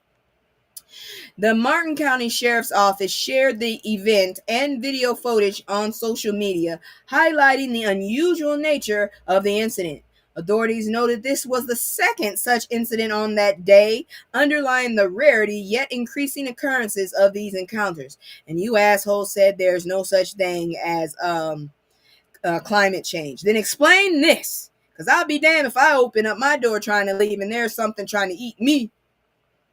The sheriff's office emphasized that these events are linked to alligator mating season, during which alligators are more active and prone to travel into atypical areas. During mating season, alligators may enter places they usually avoid, such as a fully fenced yard and residential properties. Okay, so if that's fenced, how'd he get through? That's all I want to know. How'd he get through the fence if it's fenced? Did he climb over it? I don't think he has that ability to climb. Do alligators climb trees? I gotta go look that up, because I don't know how he would get over unless he went under. And why would you leave that much space under a fence? You don't know what could climb under there. I don't get it. That's why I don't live near alligators. Anyways, the sheriff's office emphasized that these events are linked to, I said that. It is believed that the alligator gained access to the residential pool either by climbing over, I need to see that, or finding a way under the fence. Residents are implicitly reminded to be vigilant and cautious about wildlife intrusion during this period. I'm sorry, but if I get a fence, it's going to be a really tall fence. You ain't going to be able to see me. You'll be able to hear me, but you'll never be able to see me. I'm not going to sit my behind up there and get a small fence, especially if there's animals around. Shit, where I was in Louisiana, they had a big ass like black cat or something. I saw him across the yard in another field. You think I went to see what that was? Hell no. I hurried up and went back in the house after I took the trash out. Just like it took me 3 days to open the door when a damn armadillo came scratching at it. I thought I was in a horror movie, and I'm black, and it's like, I'm not going to be the last one to live. Fuck that. I'm not opening that door. It took me 3 days, and when I found out it was an armadillo, I beat the hell out that fucker with a broom. A long handle broom, because I am still not coming out of there, because come to find out, armadillos jump. Did you know that? Yeah, they jump, and you ain't jumping me in the chest. Anyways, that's it for the news. We gonna move into this thing, but before I do, let me go ahead and do these 2 little promotionals, and then we gonna slip into me talking about fashion I don't understand. But they talking about it's this season's most spectacular couture. Why do they have couture? That's what I really want to know. What's the point of couture? Nobody can wear this shit on a normal day. Anyways, check this out, and I'm gonna show my commercial as well.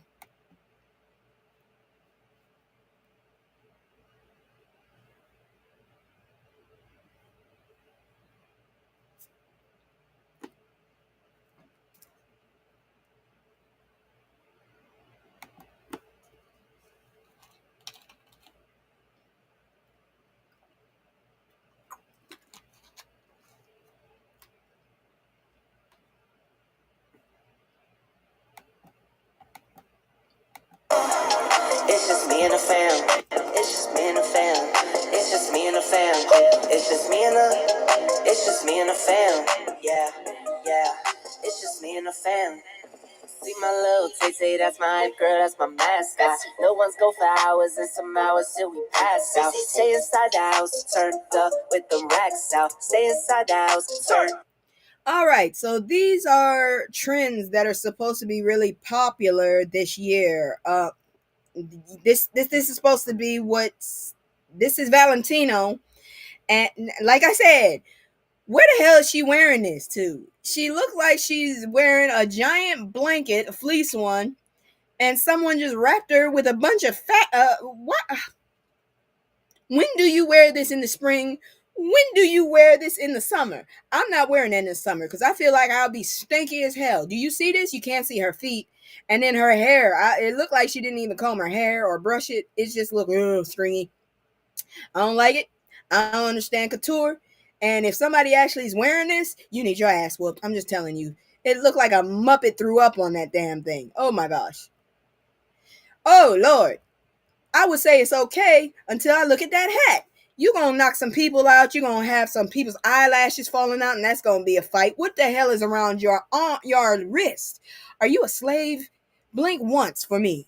Blink once. Man. I mean, and then I just saw your shoes. What the hell? The only thing that's working here is possibly that skirt, if it wasn't connected to that top.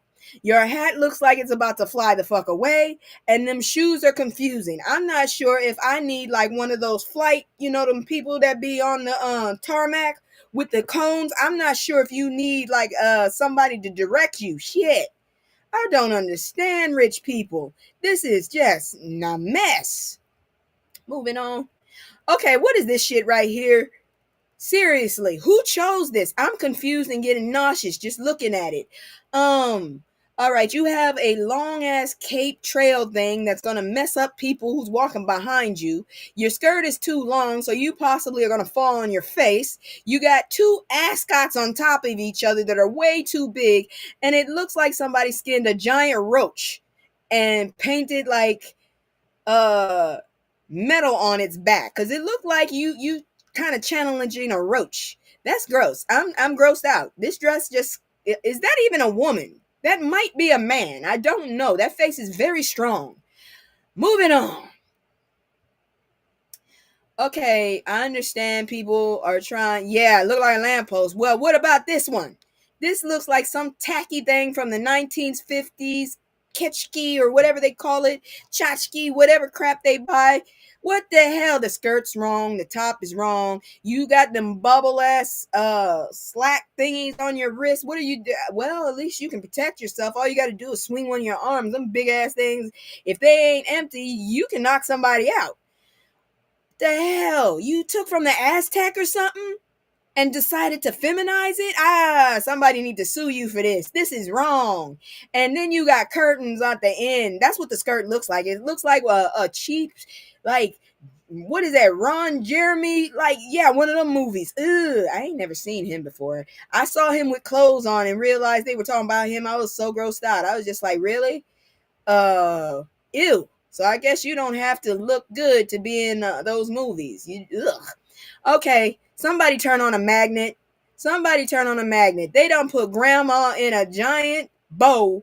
It looks like, oh God, Drumpf must have designed this shit because it's all gold. I just think too much gold is tacky, personally. This is tacky as fuck.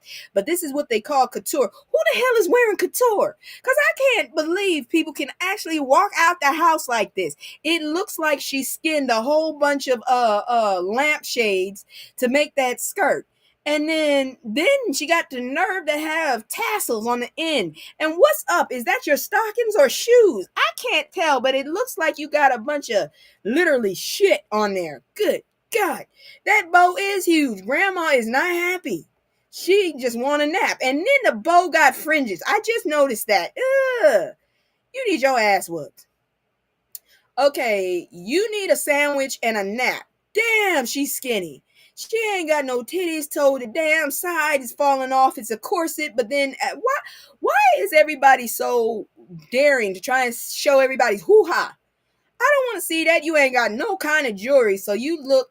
Honestly, I'm not gonna lie. From your head, from the corset up, actually, all of it looks stank. It looks stank. You look like you stink. It looks like you haven't had a bath in about 3 days. You didn't wash your hair. You still got on the makeup that you got up with the week before with a hangover. That's what it looks like. And the way you standing, nobody want to see them little nippers because you ain't got much. And honestly, with that skirt, the way you dressing, I'm pretty sure you ain't got underwear on. So I'm very disturbed. Moving on. That's just wrong. That's not sex and chaos. That's just chaos. And here's another one that looks stank. She look even stanker. God dang it, look like your ass got in a fight with a blender or a ceiling fan and you fell in the trash can. God dang. Look like you also got in a fight with a damn lawnmower and you have no eyebrows. I just realized that. That's why you look so scary. You have no eyebrows. But apparently you're not really that dark either because I can see where the bra is falling off your titty and it's very, very light, okay? Please comb your hair and wash it because it looks like it's dirty. Get a new outfit that is not looking like it's so bare thin. The only thing I could probably say yay to is them shoes. That's about it. I don't know what the hell fell in my face, but okay. So I guess the trend is your head needs to look dirty. And what is the point? You ain't got not one drop of black on other than this goddamn shoes, these gladiators that are black. Nothing else. This top right here is not flattering for you. It looks like a bird sat on your ass and is still there. And someone went and took a what is this? A ski mask and pulled it back. And you didn't wash your hair. I am very appalled by this. Couldn't you at least have worn with all this white? You could have worn black, make it not black, red, make it pop. No for the black dress. You could have had some like silver, make it pop. Take that big ass fluff at the top off. Take that shit in the back off and put some high heels and have like a fairy dress or something. Because this here is not it. Who the hell's wearing this? And who told you them shoes? I know black and white go together, but not like this. Not like this. This is why I'll never be invited to a fashion show. Okay, Morticia on the street. Morticia for the streets. What the hell? You another tan one. And you do have a ski mask on your head and you still look like you didn't wash your hair. This is lingerie. This is not a dress. If I catch you on the street with this shit, I'm calling the police. For yeah, that looked like a white curtain. Now this is the black curtain. At least the shoes match this time and they go together. I'm suing you for indecent exposure and mental anguish if I see this shit. Oh, by the way, tomorrow up here it's going to be a record high, so be ready to be hot. I'm still sitting under this fan. Yeah, this lady right here trying to rob a bank and also get some side work, I guess. I'm gonna call the police on you if I see you. I promise you, I'm gonna call the police on you. This is why I'm never in these circles. So this one, I don't know if what the fuck? Girl, you look like a damn orchid that's been in the vase too long. And you still look like you ain't bathed. So what is this? The trend is just stank? Looking sweaty? And you better have some heels. That better not be a flip-flop on your foot. What is up with these feathers, man? What bird did you harass to get these things? That bird need to come back and whoop your ass for that shit. That's wrong. And it looks like they went and took a bunch of like, you know that tissue, that they put in the presents, like the tissue in the presents, and you have to dig through to get to your stuff. That's what that shit looks like it's made out of. Oh, that poor bird. I know their ass is cold. Ooh. Is that it? Oh, no, it's not it. This one is naked. I know she's naked. She got a whole body stocking on. This is the creator. Oh, yeah, no wonder. This is the creator. She been wanting to be naked for everybody to see. Look like a damn beetle to me. This looked like a beetle. Yeah, she did look like a bird nest. Now, this one looked like a beetle. I don't know what possessed her to do this, but you look like a naked beetle, even on her hands. I bet it covers her feet, too.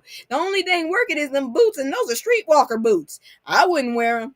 And she got the nerve to finally have a necklace. And black nails. Girl, go sit down. Go sit down before I go get some Raid and spray the shit out of you. Ooh, no, you wrong for that. You are wrong for that.